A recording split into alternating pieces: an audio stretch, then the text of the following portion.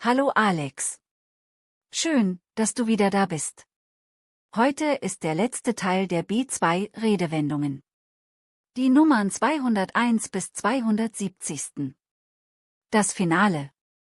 Hallo Moni. Ja, ich bin bereit. 270 B2 Ausdrücke, das ist eine riesige Menge. Ich bin gespannt, was jetzt noch kommt. Heute geht es um Lernen, Wissen, Theater und viele weitere bildhafte Ausdrücke. Fangen wir an. Perfekt. Los geht's. Fangen wir mit einem an, den wir schon hatten, die Schulbank drücken. Ja, in der Schule sein, lernen. Genau. Zur Wiederholung, früher habe ich auch mal die Schulbank gedrückt, oder jetzt heißt es wieder die Schulbank drücken für die Weiterbildung, also lernen. Und das hatten wir sich den Kopf zerbrechen? Ja, intensiv nachdenken, grübeln.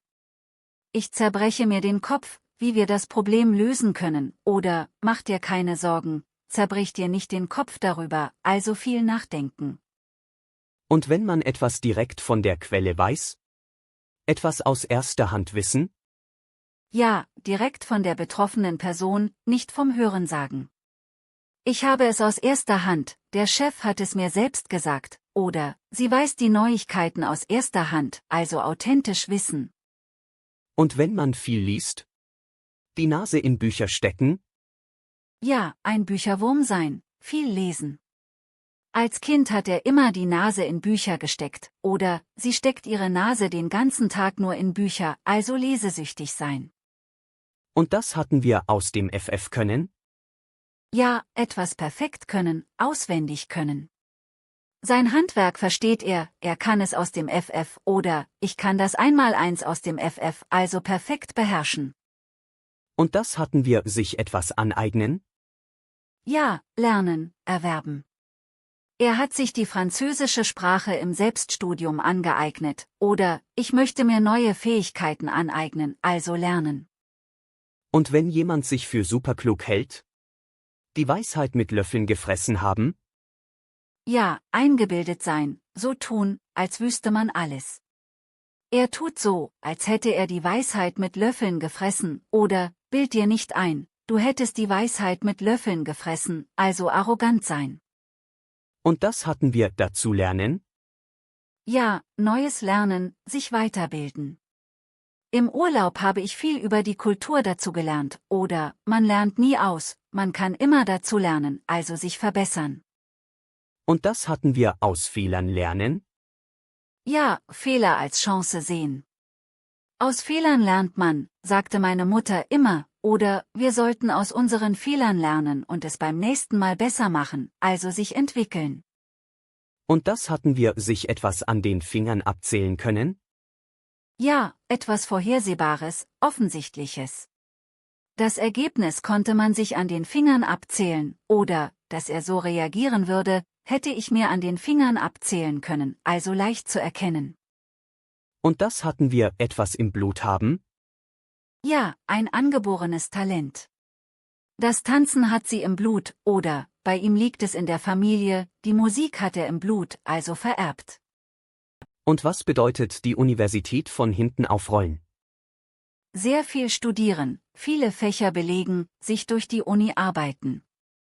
Er hat die Universität von hinten aufgerollt und alles Mögliche studiert, oder, man muss nicht die Universität von hinten aufrollen, um erfolgreich zu sein, also sehr viel studieren.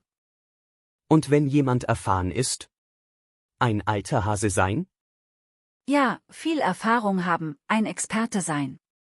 Unser Guide ist ein alter Hase im Bergsteigen, oder, in dieser Branche bin ich schon ein alter Hase, also erfahren. Und was ist das kleine Einmaleins? Die Grundlagen, die Basiskenntnisse. Lesen, Schreiben und Rechnen sind das kleine Einmaleins der Bildung, oder, für den Job beherrscht man das kleine Einmaleins des Marketings, also die Grundlagen. Und wenn man etwas perfekt kennt? Etwas in- und auswendig kennen? Ja, sehr genau kennen, alle Details wissen. Er kennt die Bedienungsanleitung in- und auswendig, oder, sie kennt die Stadt in- und auswendig, also perfekt kennen. Und das hatten wir sich etwas auf die Fahnen schreiben? Ja, sich zu etwas bekennen, als Ziel setzen.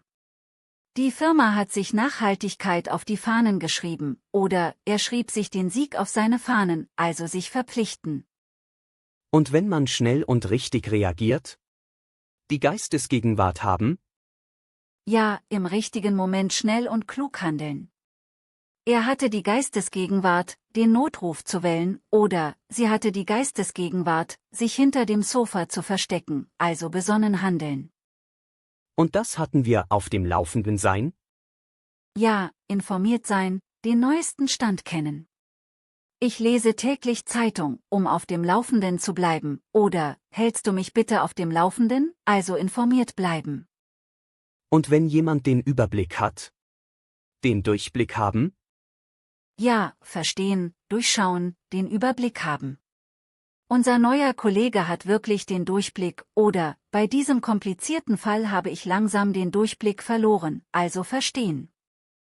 Und das hatten wir, etwas kommt jemandem Spanisch vor? Ja, seltsam, verdächtig.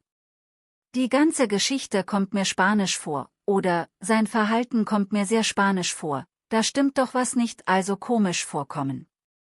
Und das hatten wir, die Büchse der Pandora öffnen? Ja, etwas anfangen, das viele Probleme bringt. Mit seiner Frage öffnete er die Büchse der Pandora, oder, wenn wir dieses Thema anschneiden, öffnen wir vielleicht die Büchse der Pandora, also Unheil heraufbeschwören. Und das hatten wir, den Nagel auf den Kopf treffen? Ja, genau richtig liegen. Mit deiner Bemerkung hast du den Nagel auf den Kopf getroffen, oder, seine Analyse traf den Nagel auf den Kopf, also treffend sein. Und das hatten wir, sich etwas hinter die Ohren schreiben? Ja, etwas nicht vergessen.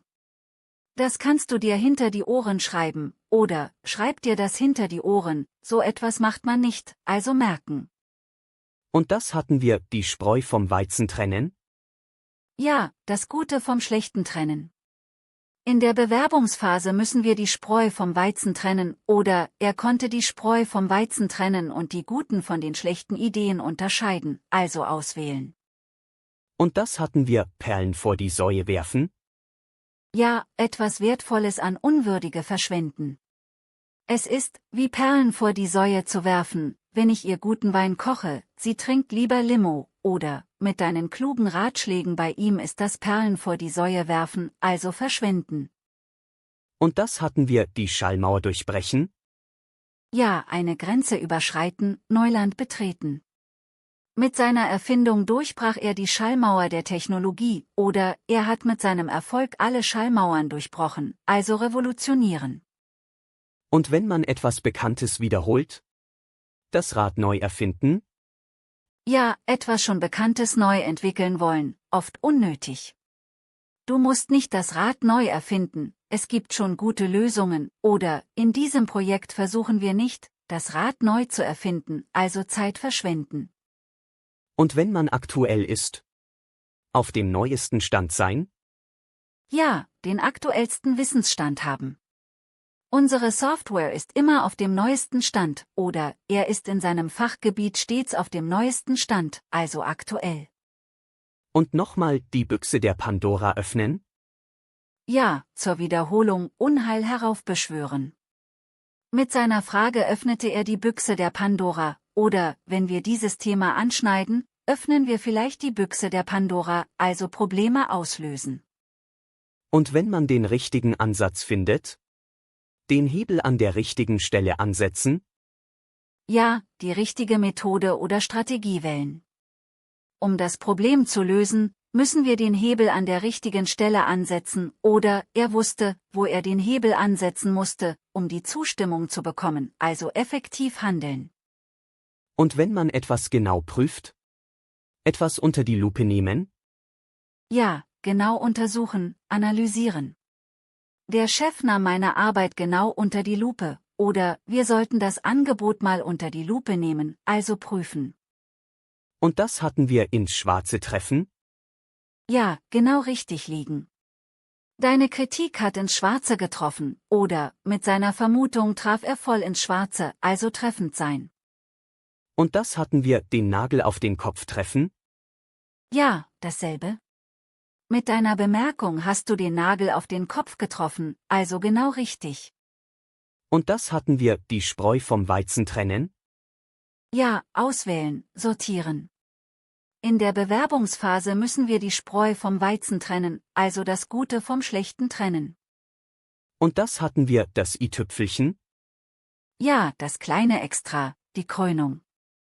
Das Dessert war das i-Tüpfelchen des gelungenen Abends, oder die tolle Aussicht war das i-Tüpfelchen auf unserer Reise, also das Tüpfelchen auf dem i. Und wenn man etwas schafft? Etwas auf die Reihe kriegen? Ja, etwas erfolgreich erledigen, in Ordnung bringen.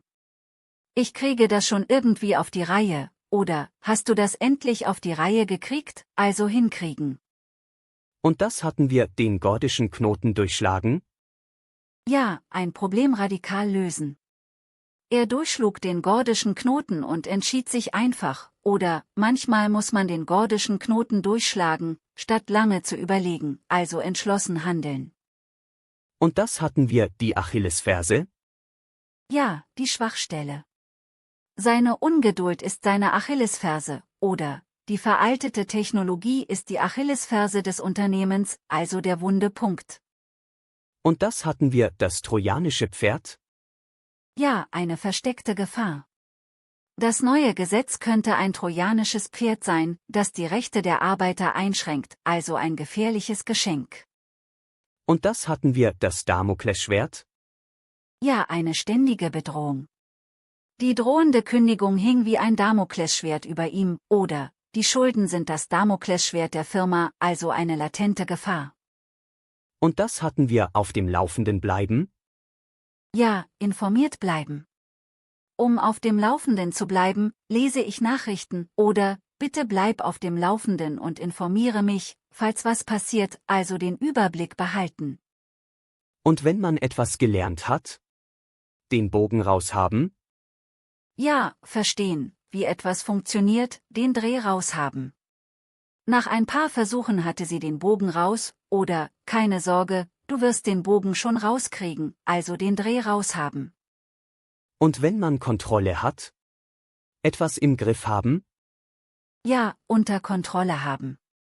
Keine Sorge, ich habe alles im Griff, oder, sie hat ihr Leben wieder im Griff, also managen. Und das hatten wir, die Messlatte hochlegen? Ja, hohe Ansprüche stellen.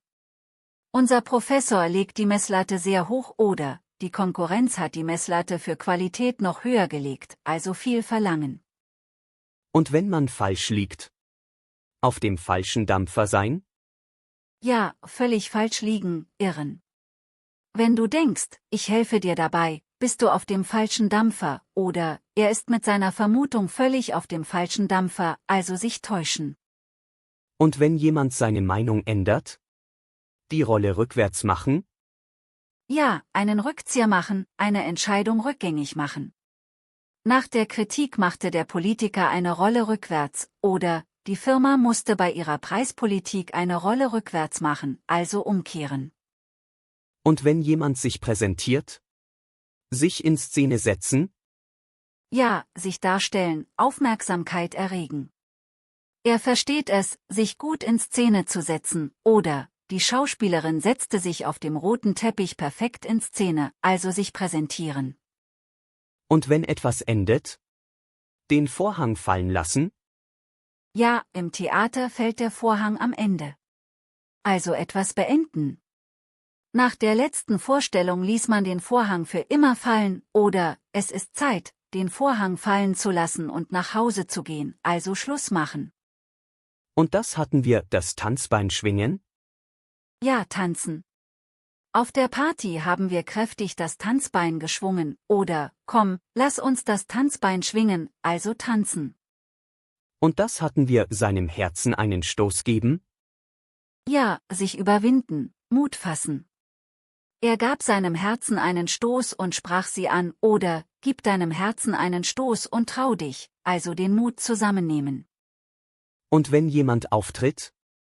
Die Bühne betreten? Ja, wörtlich und metaphorisch. Als sie die Bühne betrat, wurde es still im Saal, oder, ein neuer Schauspieler betritt die Bühne der Politik, also auftreten. Und das hatten wir sich in die Nesseln setzen? Ja, einen Fehler machen, in eine unangenehme Situation geraten. Mit dieser Äußerung habe ich mich in die Nesseln gesetzt, oder, pass auf, dass du dich nicht wieder in die Nesseln setzt, also daneben benehmen. Und wenn man den Faden verliert? Den roten Faden verlieren? Ja, den Zusammenhang verlieren, nicht mehr strukturiert sprechen. In seinem Vortrag verlor er völlig den roten Faden, oder, wenn ich unterbrochen werde, verliere ich leicht den roten Faden, also abschweifen. Und das hatten wir, ein Buch mit 7 Siegeln? Ja, etwas Unverständliches. Die Bedienungsanleitung ist für mich ein Buch mit 7 Siegeln, oder, die moderne Kunst ist mir oft ein Buch mit 7 Siegeln, also unverständlich. Und das hatten wir, zwischen den Zeilen lesen? Ja, das Ungesagte verstehen. Wenn du zwischen den Zeilen liest, verstehst du, was er wirklich meint, oder, in ihrem Brief konnte ich zwischen den Zeilen ihre Traurigkeit lesen, also interpretieren. Und wenn man Inspiration hat? Die Muse küsst jemanden? Ja, Inspiration haben, kreativ sein. Wenn ihn die Muse küsst, schreibt er wunderschöne Gedichte, oder, heute hat mich die Muse wohl nicht geküsst, mir fällt nichts ein, also inspiriert sein. Und wenn man eine Rolle wählt? Sich eine Rolle aussuchen? Ja, im Leben eine bestimmte Position oder Funktion wählen. Jeder kann sich seine Rolle im Leben aussuchen, oder, er hat sich die Rolle des Vermittlers ausgesucht, also entscheiden. Und wenn man bestimmt? Den Ton angeben? Ja, die Richtung vorgeben, bestimmen, was passiert. In dieser Gruppe gibt der Älteste den Ton an, oder, sie gibt immer den Ton an, wenn es um Mode geht, also dominant sein. Und das hatten wir, sich die Zunge verbrennen? Ja, etwas Falsches sagen. Pass auf, was du sagst, sonst verbrennst du dir noch die Zunge, oder, mit dieser Äußerung hat er sich die Zunge verbrannt, also sich mit Worten schaden. Und das hatten wir, das i-Tüpfelchen setzen? Ja, den letzten, perfekten Schliff geben. Mit diesem letzten Detail setzte er das i-Tüpfelchen, oder, das Dessert setzte dem gelungenen Abend das i-Tüpfelchen, also krönen. Und das hatten wir, das Salz in der Suppe? Ja, das, was eine Sache erst richtig gut macht. Die Musik ist das Salz in der Suppe des Festes, oder, Freunde sind das Salz in der Suppe des Lebens, also das Besondere. Und das hatten wir, die Würze des Lebens? Ja, das, was das Leben interessant macht. Abenteuer sind die Würze des Lebens, oder, ein bisschen Risiko ist die Würze des Lebens, also die Aufregung. Und wenn man etwas präsentiert? Auf die Bühne bringen? Ja, der Öffentlichkeit zeigen. Das Theaterstück wurde erfolgreich auf die Bühne gebracht, oder, sie brachte ihre neue Kollektion auf die Bühne der Modewelt, also vorstellen. Und wenn etwas beginnt? Den Vorhang öffnen? Ja, einen Anfang machen, etwas eröffnen. Als sich der Vorhang öffnete, war das Publikum begeistert, oder, mit diesem Projekt öffnet sich für uns ein neuer Vorhang, also starten. Und wenn man sich der Kritik stellt? Sich dem Urteil des Publikums stellen? Ja, sich der Bewertung durch andere aussetzen. Nach der Premiere muss sich der Schauspieler dem Urteil des Publikums stellen, oder, jeder Künstler muss sich irgendwann dem Urteil des Publikums stellen, also riskieren. Und wenn man eine Nebenrolle spielt? Die zweite Geige spielen? Ja, nicht die Hauptrolle, eine untergeordnete Position. In der Band spielt er die zweite Geige, oder, er ist zufrieden damit, die zweite Geige zu spielen und nicht im Rampenlicht zu stehen, also im Hintergrund sein. Und das hatten wir, das alte Lied? Ja, immer dasselbe. Immer das alte Lied, zu wenig Personal, zu viel Arbeit, oder, es ist das alte Lied, er verspricht viel und hält wenig, also die alte Leier. Und wenn man in jemandes Fußstapfen tritt? In die Fußstapfen treten? Ja, jemandem nacheifern, denselben Weg gehen. Der Sohn trat in die Fußstapfen seines Vaters und wurde auch Arzt, oder, sie möchte in die Fußstapfen ihrer berühmten Mutter treten, also folgen. Und das hatten wir, den Bogen raushaben? Ja, den Dreh raushaben, verstehen, wie etwas geht. Nach ein paar Versuchen hatte sie den Bogen raus, oder, keine Sorge, du wirst den Bogen schon rauskriegen, also kapieren. Und das hatten wir, sein Licht unter den Scheffel stellen? Ja, seine Talente verstecken. Du solltest dein Licht nicht unter den Scheffel stellen und deine Fähigkeiten zeigen, oder, sie stellt ihr Licht immer unter den Scheffel, dabei ist sie so talentiert, also zu bescheiden sein. Wow, 270b2 Redewendungen. Das ist unglaublich viel. Ja, du hast es geschafft. 270b2 Ausdrücke komplett durchgearbeitet. Was nehme ich mit? Die Ausdrücke aus dem Theater sind sehr bildhaft, die Bühne betreten, den Vorhang fallen lassen, die zweite Geige spielen. Und die fürs Lernen, die Schulbank drücken, den Bogen raushaben, aus dem FF können. Und die fürs Verstehen? Den Durchblick haben, den roten Faden verlieren? Ja, genau. Die machen dein Deutsch sehr lebendig und bildhaft. Danke, Moni. Wirklich von A1 bis B2, hunderte Redewendungen. Das war eine lange Reise. Gern geschehen. Du hast so viel gelernt. Ich bin richtig stolz auf dich. Und jetzt? Feierabend? Ja, jetzt ist wirklich Feierabend. Die Sache ist in trockenen Tüchern. Perfekt. Dann lass uns das Tanzbein schwingen. Lacht, gute Idee. Und dann, Prost auf 270 Redewendungen. Prost. Und auf dich. Auf uns. Bis bald, Alex. Tschüss, Moni. Und vielen Dank für alles. Bitte sehr, gern geschehen. Halt die Ohren steif.